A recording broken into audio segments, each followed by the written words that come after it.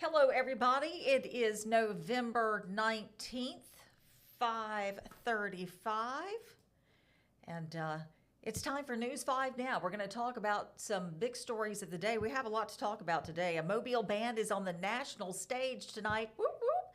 A local fire chief, a local police chief has been fired, and a teacher has been arrested. It's time for News 5 now. Brought to you by Green and Phillips Injury Lawyers, covering news from your neighborhood and around the world. News 5 Now starts right now.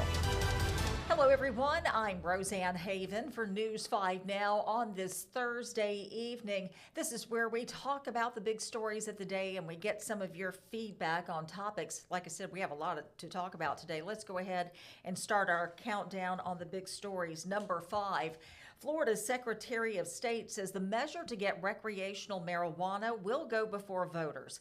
In a recent letter, the Secretary of State confirmed advocates with Smart and Safe Florida gathered hundreds of thousands of signatures, meaning the state Supreme Court will be allowed to review the proposed amendment before it officially gets the green light to appear on the ballot next year. This comes after the group filed a lawsuit claiming the governor and his administration attempted to block the issue from voters. Moving on now to number 4. Tomorrow, it's going to look a lot like Christmas in downtown Fairhope. Fairhope Mayor Sherry Sullivan will flip the switch to light the way to the holiday season for the city's annual lighting of the trees. This is such a wholesome, wonderful event. The fun starts at 4 o'clock tomorrow afternoon. The main event at 5:30 when the switch is flipped, lighting of the trees lining Section Street. This year's event will also help local families in need because the city is teaming up with the Fairhope Public Utilities and Ecumenical Ministries to collect non-perishable food. I love, love, love me some Fairhope. Moving on to number 3 now. I love this story too. Okay, this is from video. You're wondering, what are we watching here? This is actually a video produced that from a film shoot of the Red Clay Strays. The local band is taking to the national stage tonight at the Country Music Awards. The Red Clay Strays from Mobile are set to perform during the award ceremony, along with other big names like Kelsey Ballerini, Luke Combs, Riley Green, Lainey Wilson, and Keith Urban. That's Matthew there. He's the little brother of, there you go, Brandon Coleman, who is the lead singer of the Red Clay Strays. Love these guys. The group is also up for an award themselves, along with Lady A, Little Big Town, Old Dominion, and Rascal Flatts. They are nominated for Vocal Group of the Year. Woohoo! Moving on to number 2.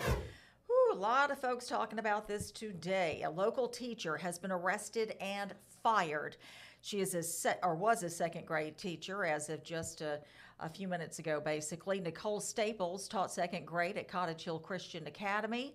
The Mobile County Sheriff's Office started investigating a video shared on social media. It has spread on social media like wildfire.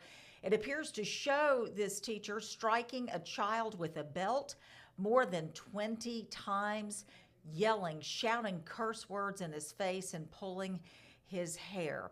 Staples is charged with willful abuse of a child under 18. I'm sure we will hear a lot more about this story. I know we're going to hear more about it coming up on News 5 at 6. As she is under lock and key tonight. Number 1, a local police chief off the job. City leaders decided to make a sudden change. This morning, Eric Petway learned he's no longer the police chief of Mount Vernon. He's held the position since May of 2024. According to the attorney for Mount Vernon, his contract allowed for the town to relieve him of his duties without cause. Leadership apparently wanted to go in a different direction. The mayor is expected to name an interim police chief tomorrow, so Petway is out. That's a look at our big stories this hour. Now we are going to talk about the question of the day and share some of your answers. Question is, what are your thoughts on the retirement age changing? Okay, let's see what you're saying here.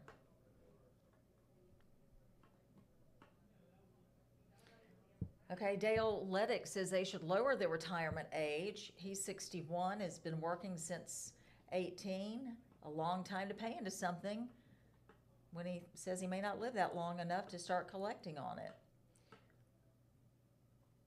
Angela Chrissy Watson says retirement age should be 50 to 55 with 25 to 30 years in.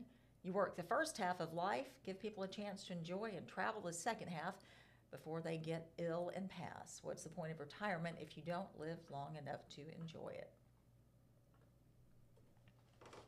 Oh my, Jacob Hadley says by the time I get there, they're going to change it to 100. Oh, let's hope not. Let's see. Zoe Sims says needs to be 60 for full retirement with a minimum of 40 years work history. All right, well, we thank you all for your comments. Toya Hubbard says, take it to 60. Yes, I'm ready now, but be 60 in 4 more years. All right, thank you all for your comments. Now we're going to move on to our Facebook poll. We wanted to know, can you tell the difference between real and AI videos? Here's how you voted. 65% of you said yes, 35% of you voted no. Some are pretty easy to detect, but I admit sometimes I've been fooled a few times. I'll show something to Ed Bloodsworth, our chief meteorologist, and he's like, girl, that is AI. I'm like, oh good, thank goodness, because a lot of it's kind of freaky. But now we want you to answer our next question of the day.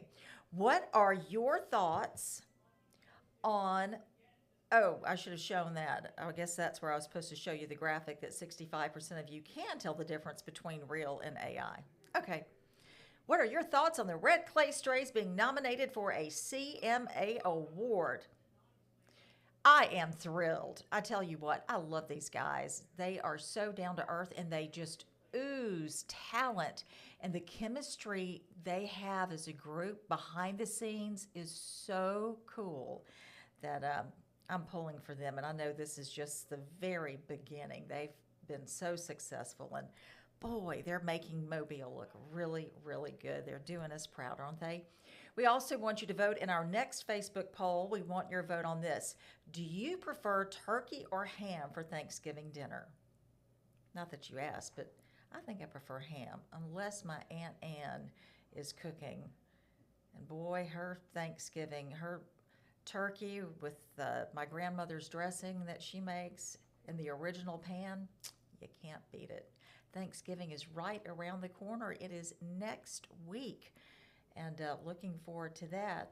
My daughter gets married on Saturday on Iron Bowl Day, so I'm going to be off for a few days. But I hope you all have a wonderful Thanksgiving holiday. In the meantime, we're just a few minutes away from WKRG News 5 at 6, so we encourage you to tune in and join Peter Albrecht and Ed Bloodsworth and Gerhard Mathangani and me as we bring you the news of the day. We're going to have more on the arrest today of that second grade teacher. Whew, that video was hard to watch. It's been all over social media today. But anyway, I hope you have a great evening and the rest of your week. See you later. Covering news from your neighborhood and around the world. You are watching News 5 Now, brought to you by Green & Phillips Injury Lawyers.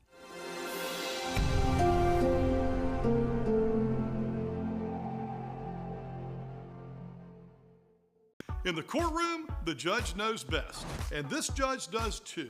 If you've been hurt in a wreck, you need a law firm that knows the system and how it works. I'm attorney David Green. Call or come by anytime. You never need an appointment.